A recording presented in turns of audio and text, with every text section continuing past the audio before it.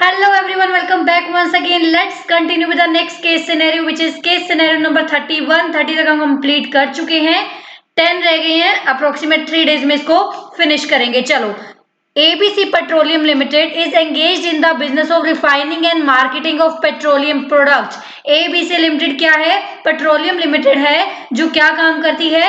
Refining भी करती है एंड मार्केटिंग भी करती है. किसकी? पेट्रोलियम प्रोडक्ट्स की.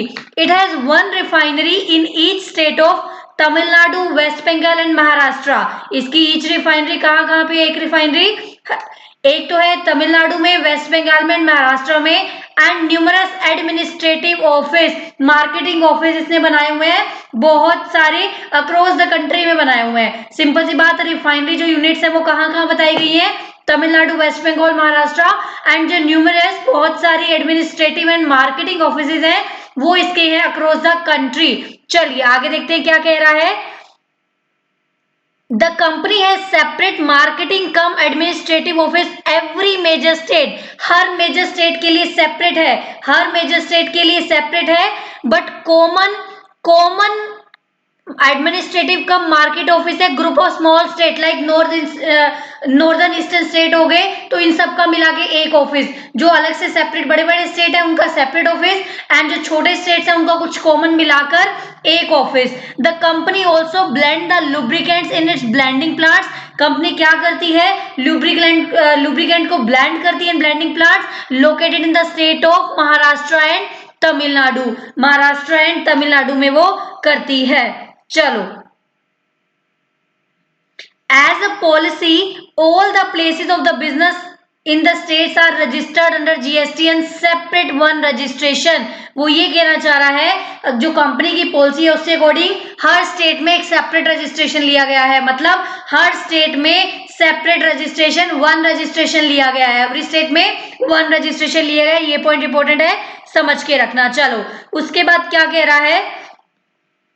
Imported crude is use in the input in the refinery. जो इम्पोर्टेड क्रूड होता है वो रिफाइनरी में यूज होता है. और कौन कौन से प्रोडक्ट एक्सट्रैक्ट हो रहे हैं वो हमें डिटेल गिवन है. कौन कौन से प्रोडक्ट एक्सट्रैक्ट हो रहे हैं ये हमें डिटेल गिवन है. एक तो आता है ग्रुप ए, एक है ग्रुप बी. ग्रुप ए में कौन से प्रोडक्ट्स हैं जो कि चार्जेबल टू जीएसटी है? ग्रुप ए में कौन से प्रोडक्ट हैं जो कि चार्जेबल टू जीएसटी है?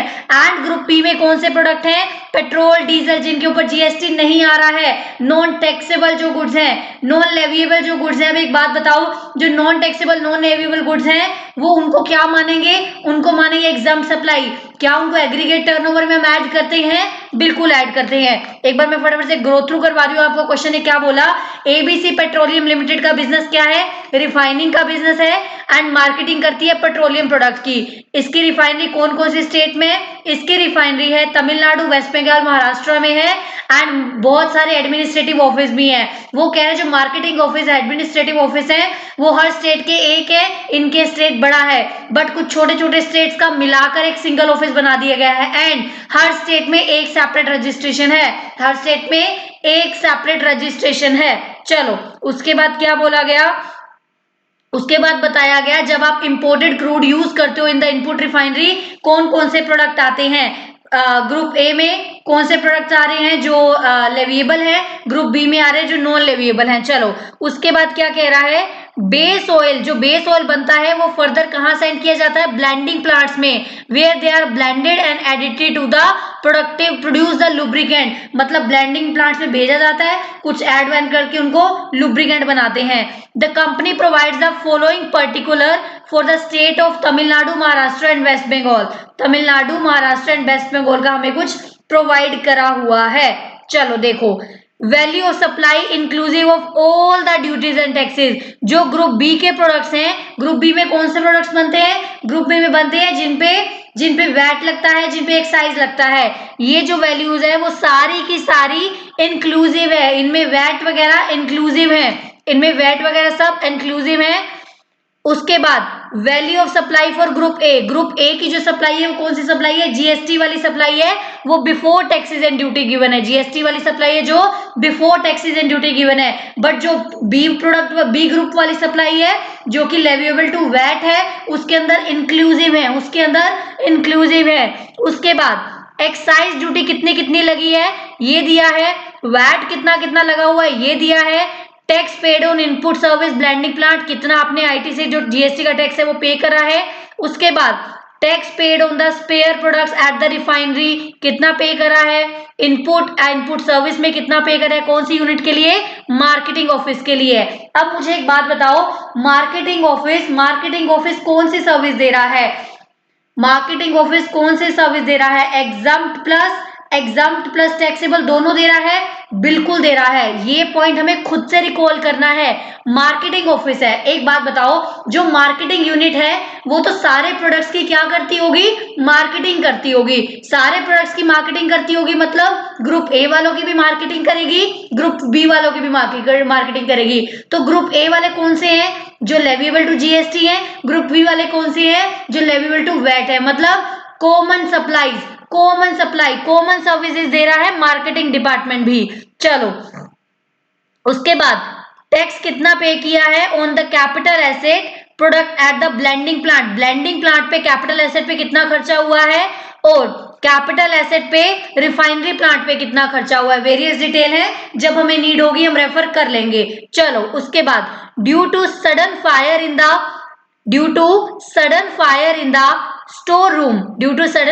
store room refinery located in Maharashtra, entire quantity of spares procured February में जो सेल्फ बाय करे थे, जो हमने फेब्रवरी में स्पेयर्स बाय करे थे वो डिस्ट्रॉयड हो गए। अब आपको पता होना चाहिए 17 सबसेक्शन 5 क्या बोलता है, आपने फ्री सैंपल डिस्ट्रीब्यूट कर दिए, डिस्ट्रॉयड हो गए, तो ये सब चीजों पे आईटीसी नहीं मिलता। इनकेस आईटीसी नहीं लिया तो नहीं मिलेगा, ले लिया तो रिवर्स कर दो, नहीं लिया तो नहीं मिलेगा, ले लिया तो रिवर्स कर दो, अल्टीमेटली आईटीसी ब्लॉक है। उसके बाद वो क्या कह रहा है, assume that all the group A products are chargeable to GST, सारे के सारे जो ग्रुप ए है वो चार्जेबल टू जीएसटी 18% पे हैं, ओपनिंग बैलेंस नील है।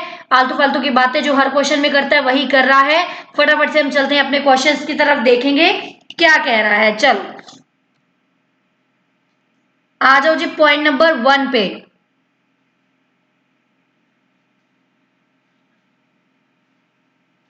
पॉइंट नंबर 1 क्या कह रहा है, देखते चलेंगे, अगर कोई न्यू कंसेप्ट आता है तो साथ साथ समझेंगे, क्योंकि ऊपर जो भी कंसेप्ट आए हैं वो हमने साथ साथ रिकॉल कर लिए हैं। The value of company supply in the union territory of Puducherry, company की जो सप्लाई है कौन सी में, पुडुचेरी में कितनी है, ग्रुप ए की कितनी है 32,34,000, ग्रुप बी की कितनी है, sorry in the state of Goa कितनी है, गोवा में कौन सी है, देखो जो पुडुचेरी में है उसमें सारी की सारी सप्लाई कौन सी है, ग्रुप ए की है। ग्रुप ए में कौन से प्रोडक्ट थे जो जीएसटी में टैक्सेबल थे, है ना, तो पुडुचेरी में सारी की सारी सप्लाई कौन सी है, ग्रुप ए की सप्लाई है। Second, in the state of Goa, Goa में कौन सी सप्लाई है, गोवा में सप्लाई है group A and group B दोनों सप्लाई है, मतलब टैक्सेबल प्लस एग्जाम्प्ट दोनों सप्लाई है। तो वो बता रहा है रजिस्ट्रेशन की रिक्वायरमेंट के लिए। अब ये बात मैं आपको क्लियर ऑलरेडी करवा चुकी हूँ, रजिस्ट्रेशन की रिक्वायरमेंट के लिए टैक्सेबल प्लस एग्जाम्प्ट दोनों को दोनों मिलाकर एग्रीगेट टर्नओवर मिलता है, दोनों को दोनों मिलाकर एग्रीगेट टर्नओवर मिलता है। इन केस एग्रीगेट टर्नओवर, हमारा एग्रीगेट टर्नओवर बेसिक लिमिट से एक्सीड कर जाता है, बेसिक लिमिट से एक्सीड कर जाता है, तो ध्यान रखना हर उस स्टेट में रजिस्ट्रेशन लेना पड़ेगा। मेरी बात ध्यान से सुनो, हर उस स्टेट में रजिस्ट्रेशन लेना पड़ेगा जहां से क्या हो रही है, जहां से टैक्सेबल सप्लाई हो रही है। इन केस मान लो मेरा एग्रीगेट टर्नओवर बेसिक लिमिट से एक्सीड कर गया है, बट एक ऐसी स्टेट है जहां पर टैक्सेबल सप्लाई ही नहीं होती, ओनली एग्जाम्प्ट सप्लाई होती है, तो क्या वहां पे जीएसटी लेना पड़ेगा, नहीं लेना पड़ेगा। तो कहां पे हमें लेना पड़ता है जीएसटी, जहां पे टैक्सेबल सप्लाई हो रही है, जहां से टैक्सेबल सप्लाई हो रही है। तो ग्रोस जो टर्नओवर है, मान लो ओनली गुड्स के में डील कर रहे हैं तो 40 लाख की लिमिट हो गई, तो कितना देखो 32,34,000 प्लस 1838, ऑब्वियस ही बात है चाहे 40 लाख है 50 क्रॉस कर रही है, तो तीनों लिमिट्स हमारी क्रॉस कर रही है, तो एग्रीगेट टर्नओवर बेसिक लिमिट से ज्यादा है, तो रजिस्ट्रेशन कौन से स्टेट में लेना पड़ेगा, दोनों में लेना पड़ेगा। Why so, because group A के जो प्रोडक्ट हैं वो टैक्सेबल है, और जो ग्रुप बी और ग्रुप ए के दोनों के बेच रहा है वो टैक्सेबल प्लस एग्जाम दोनों है। तो जब टर्नओवर हमारी बेसिक लिमिट से एक्सीड कर जाती है, आपको हर उस स्टेट में रजिस्ट्रेशन लेना है जहां से टैक्सेबल सप्लाई हो रही है। टैक्सेबल सप्लाई दोनों में हो रही है। तो required for both Puducherry and Goa, required for both Puducherry and Goa. एक बार आंसर हम करते हैं अपना match. Yes, required for both Puducherry and Goa. चलो उसके बाद क्या कह रहा है, उसके बाद कह रहा है the eligible ITC attributable to taxable supply. वो कह रहा है मार्केटिंग कम एडमिनिस्ट्रेटिव जो डिपार्टमेंट था, जो मार्केटिंग या एडमिनिस्ट्रेटिव डिपार्टमेंट था, उसका आईटीसी जो होगा वो टैक्सेबल पे कितना एट्रीब्यूट करेंगे। सिंपल सी बात आपको समझ में आ रही है, बात मैं आपको क्लियर करा चुकी हूँ। मार्केटिंग प्लस एडमिनिस्ट्रेटिव डिपार्टमेंट है जो कौन सी सर्विस दे रहा है, वो दे रहा है टैक्सेबल प्लस एग्जाम दोनों दे रहा है। तो आईटीसी एट्रीब्यूटेबल टू टैक्सेबल के लिए हम क्या यूज करेंगे, रूल नंबर 42 यूज करेंगे, रूल नंबर 42 यूज करेंगे। कौन सी स्टेट की बात कर रहा है, सिर्फ महाराष्ट्र की बात कर रहा है। कौन सी स्टेट की बात कर रहा है, सिर्फ महाराष्ट्र की बात कर रहा है। मैं आपको फटाफट से रूल नंबर 42 एक बार रिकॉल करा देती हूँ, सो दैट जिसको नहीं याद है उसको भी याद आ जाएगा, जिसको नहीं याद है उसको भी याद आ जाएगा। चलिए रूल नंबर 42 क्या बोलता है, रूल नंबर 42 बोलता है सबसे पहले हमने क्या लेना होता है, टोटल आईटीसी किसका, इनपुट एंड इनपुट सर्विस का।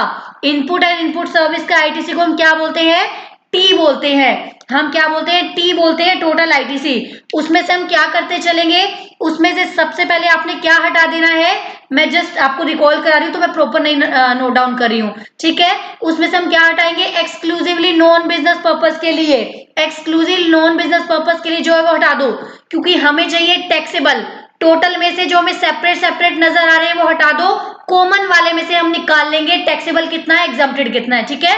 सेपरेट वाले तो ऑलरेडी सेपरेट होंगे, तो टोटल जो है उसमें से क्या लेस करना है, सबसे पहले नॉन बिजनेस वाला आईटीसी लेस कर दो, फिर लेस कर दो आईटीसी जो कि एग्जम्प्टेड वाला है। कौन सा लेस कर दो, एग्जम्प्टेड वाला है। फिर लेस कर दो जो आपका कौन सा है, जो आपका 17.5 में ब्लॉक है, लेस कर दो।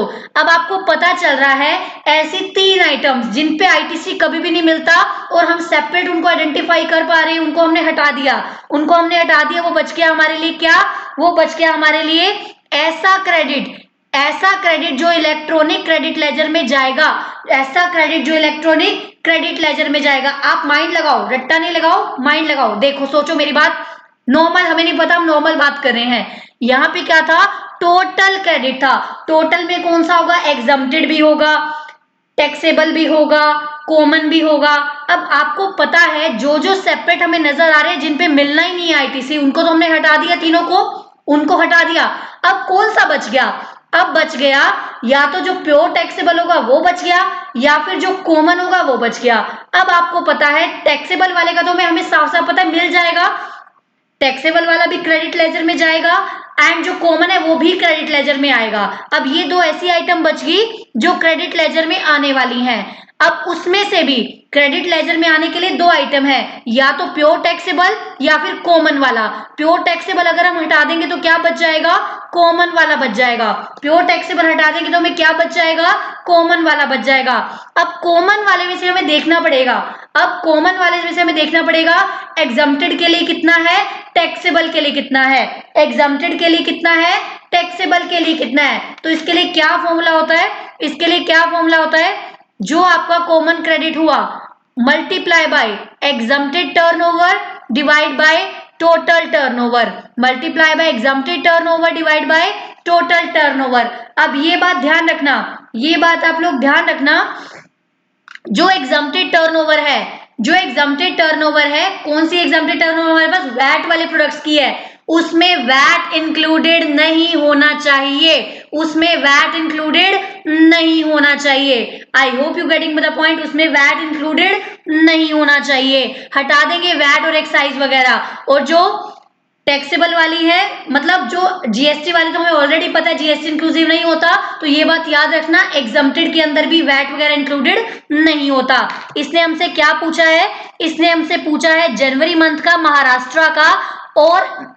मार्केटिंग वाले एडमिनिस्ट्रेटिव मार्केटिंग वाले डिपार्टमेंट का। आ जाओ, January month Maharashtra and marketing department, ये रहा January month Maharashtra and marketing department. देखो मार्केटिंग डिपार्टमेंट का महाराष्ट्र की बात कर रहे हैं ना, महाराष्ट्र देखते हैं कहाँ पे है। महाराष्ट्र है सेकंड वाला महाराष्ट्र का आईटीसी कितना होगा, महाराष्ट्र का आईटीसी कितना होगा 3। अब ये कॉमन है, ये मैंने आपको जस्ट रिकॉल करवाया है, आपको इतना ध्यान रखना है कॉमन आईटीसी ऑलरेडी आपको दिया हुआ है, आपको पता है मार्केटिंग डिपार्टमेंट में आप दोनों को सप्लाई कर रहे हो, आप प्रोडक्ट ए की भी मार्केटिंग कर रहे होगे, ग्रुप बी की भी मार्केटिंग कर रहे होगे, तो कॉमन क्रेडिट हो गया ये, वो मैंने आपको जस्ट रूल 42 रिकॉल कराया है। हमारे लिए सीधा यहाँ से है, हमारे लिए काम यहाँ से है डायरेक्ट, तो मैं आपको एक बार यहाँ से अब ले जा रही हूँ। टोटल कॉमन क्रेडिट कितना है हमारे पास 3 हो गया कॉमन क्रेडिट, इन थाउजेंड है तो 3000 लिख लेते हैं कॉमन क्रेडिट। अब आ जाओ एग्जम्प्टेड टर्नओवर कितनी है, एग्जम्प्टेड टर्नओवर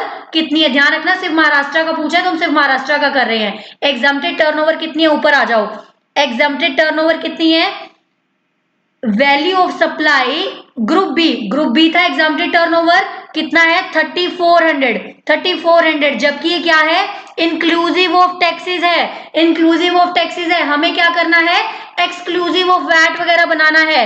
तो यहाँ 3400 एक बार नोट डाउन करो, 3400 नोट डाउन करो, उसमें से क्या लेस करना है वैट वगैरह, उसमें से क्या लेस करना है वैट वगैरह हमें लेस करना है, एक बार देखते हैं कहाँ है, एक बार चेक करते हैं वैट वगैरह क्या है, ये दिया हुआ है वैट, एक्साइज और वैट गिवन है, एक्साइज और वैट गिवन है, एग्जम्प्टेड है, ये ध्यान रखना ग्रुप ए है, ग्रुप क्या है टैक्सेबल है, क्या क्या ऐड है इसमें, एक्साइज कितना ऐड है 1000, वैट कितना ऐड है 600, 1000 और 600 हम क्या करेंगे लेस करेंगे क्योंकि हमें एक्सक्लूसिव बनाना है। अब नीचे आती है टोटल टर्नओवर, टोटल टर्नओवर में एग्जम्प्टेड कितनी आ गई ऊपर काउंट करेंगे, एग्जम्प्टेड कितनी आ गई ऊपर काउंट करेंगे, ये आ गई 1800 आ गई, ऊपर आएगी एग्जम्प्टेड नीचे आएगी टोटल, टोटल का मतलब एग्जम्प्टेड प्लस टैक्सेबल, टैक्सेबल वाली कितनी थी, टैक्सेबल वाली हमारी गिवन है 200, टैक्सेबल वाली हमें कितने गिवन है 200 क्योंकि टैक्सेबल क्या है प्रोडक्ट ए 200 गिवन है।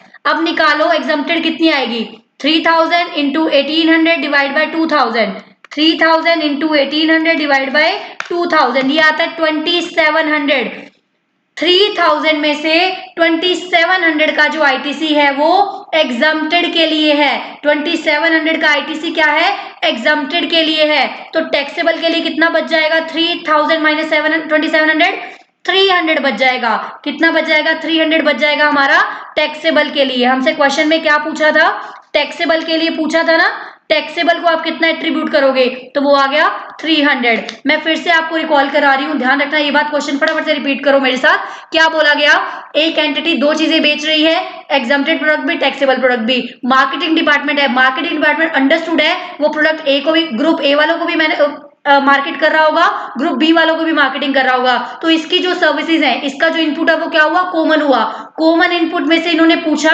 हमें ये बताओ कि टैक्सेबल के लिए कितना होगा, तो अगर हम एग्जम्प्टेड हटा देंगे तो टैक्सेबल आ जाएगा, एग्जम्प्टेड हटाने के लिए फॉर्मूला क्या हुआ C into E by T, common credit into exempted divide by जितना हमारे पास क्रेडिट था उसमें से एग्जम्प्टेड वाला हमने निकाल लिया, एग्जम्प्टेड वाला निकाल के हटा दिया, एग्जम्प्टेड वाला निकाल के हटा दिया तो टैक्सेबल बच गया। दूसरी पॉइंट क्या याद रखनी है, एग्जम्प्टेड निकालते हुए वैट एक्साइज हटाना है, एग्जम्प्टेड निकालते हुए वैट एक्साइज हटाना है, एंड टोटल वाले में से जीएसटी हमें पता है हटा देते हैं हम, जब हम वैल्यू सप्लाई निकालते हैं हमें पता है हम जीएसटी को एक्सक्लूड कर देते हैं, बाकी सब टैक्सेस को ऐड करते हैं, तो वहां ऑलरेडी प्रोवाइडेड था कि जीएसटी उसमें ऐड नहीं है, इसलिए हमने एज इट इज उसको उठा लिया। ये आ गया हमारा 300 टैक्सेबल सप्लाई, 300 आ गया हमारा टैक्सेबल सप्लाई। आई होप आपको समझ में आ गया होगा, इससे ज्यादा टाइम देंगे तो टाइम बहुत वेस्ट हो जाएगा। चलो नेक्स्ट क्या कह रहा है, total eligible ITC, eligible ITC attributable to taxable supply,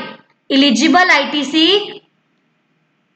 ITC attributable to taxable supply in respect of the capital asset procured, capital asset पे जो प्रोक्योर किया है इन द स्टेट ऑफ तमिलनाडु उसका निकालो एलिजिबल आईटीसी, उसका निकालो एलिजिबल आईटीसी। कैपिटल एसेट के लिए रूल लगता है 43, कैपिटल एसेट्स के लिए रूल कौन सा लगता है 43। अब मेरी बात इतनी सुनो जितना मैं बता रही हूँ जितना रेलेवेंट है, क्या लगता है रूल 43। अब आपको पता है आपके पास एक कॉमन वाला आईटीसी आ गया, इन केस आपके पास एक कॉमन वाला आईटीसी आ गया। अब ध्यान रखना ये बात, जो कैपिटल एसेट की लाइफ होती है, जो कैपिटल एसेट की लाइफ होती है वो 60 मंथ्स की मानी जाती है। मान लो मेरे पास टोटल आईटीसी आ गया 1000 रुपए। लेकिन जो कैपिटल एसेट की लाइफ कितनी मानी जाती है? 60 मंथ्स मानी जाती है। तो हमें मंथली निकालने के लिए सबसे पहले common credit for the month निकालना पड़ेगा। Common credit for the month निकालना पड़ेगा। फिर हम एग्जम्प्टेड डिवाइड बाय टैक्सेबल करेंगे तो वो मंथली आ जाएगा हमारा एग्जम्प्टेड वाला। ध्यान रखना, total capital credit, total common credit हमने यहाँ पे नहीं लिखना है कैपिटल एसेट्स के केस में। कैपिटल एसेट्स के केस में टोटल जो कैपिटल एसेट्स होता है वो 60 मंथ्स को रिप्रेजेंट कर रहा है। हमने निकालना है मंथली। मंथली निकालने के बाद फॉर्मूला लगाना है। मंथली कॉमन आया, फिर उसमें से एग्जम्प्टेड और टैक्सेबल को सेपरेट करना है। चलो देखो, अब इसने क्या पूछा है? तमिलनाडु के लिए पूछा है कैपिटल एसेट का। अब तमिलनाडु के लिए देखते हैं। तमिलनाडु हमारे पास कौन सा था? फर्स्ट वाला था। तमिलनाडु की कैपिटल एसेट्स का कितना, एक बार देखते हैं। तमिलनाडु की कैपिटल एसेट्स कितनी है? 12। तमिलनाडु की कैपिटल एसेट्स कितनी है? 12,000 है। मैं यहीं पे सॉल्व करवा रही हूँ, आपको समझ आ जाए ताकि। तमिलनाडु की कैपिटल एसेट्स कितनी है? 12,000। एक बात बताओ, ये 12,000 जो आईटीसी है वो कब से कब तक है? पूरी कैपिटल एसेट का है। पूरी कैपिटल एसेट का मतलब 60 मंथ्स का है। हमें तो जनवरी मंथ की बात करनी है, तो हमें देखना पड़ेगा जो कैपिटल एसेट वाला आईटीसी है। अब ध्यान रखना, ये कॉमन वाला क्यों है? क्योंकि ये रिफाइनरी यूनिट का है ना। देखो, रिफाइनरी यूनिट है, रिफाइनरी यूनिट है, ऑब्वियस सी बात है। रिफाइनरी तो दोनों प्रोडक्ट्स हो रहे होंगे, दोनों प्रोडक्ट्स को रिफाइन किया जा रहा होगा। तो सिंपल सी बात क्या है? 12,000 डिवाइड बाय 60 करो तो मंथली कितना आ गया?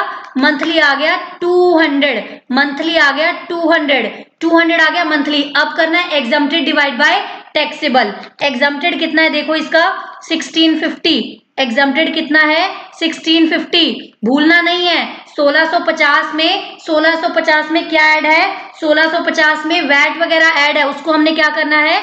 डिडक्ट करना है। 1650 में वैट वगैरह ऐड है, कितना कितना ऐड है? 500 और 250। 500 और 250 मतलब 750 हमने डिडक्ट करना है। 750 हमने डिडक्ट करना है। हटा दो यहाँ से 750 रुपीज। क्यों हटा रहे हैं? क्योंकि एग्जम्प्टेड वाली हमने लेनी होती है एक्सक्लूसिव ऑफ टैक्सेस। तो डिवाइड बाय कितना बच गया? 1650 माइनस 750, ये बच गया 900। 200 हमारा निकला था टोटल, 900 आया exempted. Divide by 900 exempted plus taxable कितना आ रहा है? टैक्सेबल आ रहा है तमिलनाडु में 100। टैक्सेबल आ रहा है 100। तो काउंट करो कितना बनेगा? 200 इंटू 900 डिवाइड बाय 1000, ये आता है 180। 180 क्या बन रहा है? 180 हमारे लिए बन रहा है एग्जम्प्टेड। 180 क्या बन रहा है? एग्जम्प्टेड। टोटल में से 180 बन रहा है एग्जम्प्टेड। अब इसमें से ये माइनस मत करना, क्योंकि ये तो मंथ का हमने निकाला था for the calculation. Total ITC तो हमारे पास कितना है? 12,000।